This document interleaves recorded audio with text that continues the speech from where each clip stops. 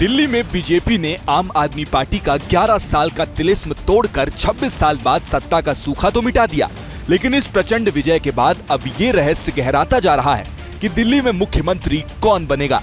जो हमारा विधायक दल बैठेगा वो तय करेगा, हमारी पार्टी की लीडरशिप तय करेगी।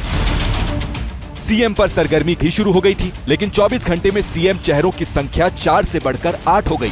प्रवेश वर्मा, विजेंद्र गुप्ता, सतीश उपाध्याय और दिल्ली बीजेपी अध्यक्ष वीरेंद्र सचदेवा के अलावा नवनिर्वाचित विधायक पवन शर्मा, अजय महावर, पंकज सिंह और अभय वर्मा के नाम भी चर्चा में आ चुके हैं। दिल्ली में बीजेपी के 48 विधायक जीत कर आए हैं, लेकिन दिल्ली की कमान किसे सौंपी जाएगी, इस सवाल पर हर नवनिर्वाचित विधायक का एक ही जवाब है। पता लग जाएगा थोड़े दिनों में। क्या कपिल मिश्रा भी हो? बिल्कुल नहीं हो सकते, संभव नहीं है। वो तो हाईकमान जाने, हम तो छोटे से कार्य करता है, दरी बिछाने वाले। एमएलए जो आपसे में सहमति होगी वो करें। हालांकि बीजेपी में हाल के वर्षों का एक ट्रेंड है कि जिसने आगे बढ़कर दावा किया या लॉबिंग की, उसका पत्ता शर्तिया तौर पर कटता है। इसीलिए कोई भी चेहरा खुलकर सीएम पद का दावा करने का रिस्क नहीं उठा रहा।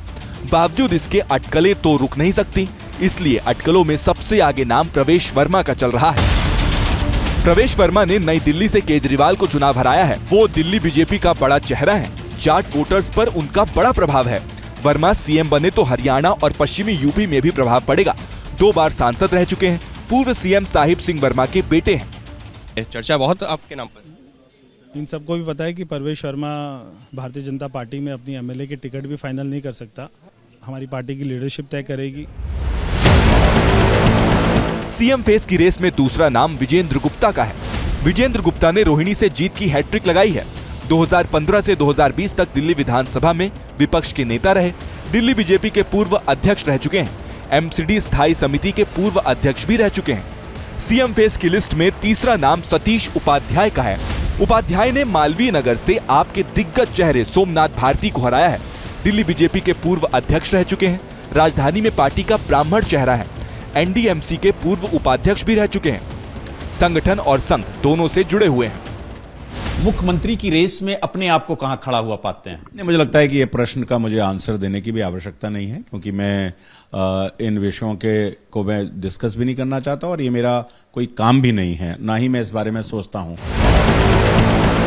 इनके अलावा वीरेंद्र सचदेवा का नाम भी मुख्यमंत्री पद के संभावित चेहरों में शामिल है, जो दिल्ली प्रदेश बीजेपी के वर्तमान अध्यक्ष हैं, जिनकी अगुवाई में बीजेपी को 26 साल बाद दिल्ली में जीत नसीब हुई। सचदेवा दिल्ली में पार्टी का पंजाबी चेहरा है। दिल्ली जिला क्रिकेट कमेटी के सदस्य भी हैं। हालांकि वीरेंद्र सचदेवा ने चुनाव नहीं लड़ा है, यानी वो विधायक नहीं है, लेकिन ये कोई बड़ी रुकावट नहीं है। हालांकि बीजेपी में जिस तरह से पत्ते फेंटे जाते हैं, इससे इनकार नहीं कि सीएम चेहरा इनमें से कोई ना हो, कोई 5वां या 10वां नाम ही निकले। मध्य प्रदेश में मोहन यादव, राजस्थान में भजन लाल शर्मा, ओडिशा में मोहन चरण मांझी, इनके नाम भी चर्चा में दूर तक नहीं थे। पूरी संभावना है कि इस बार दिल्ली भी इसी तरह चौंके।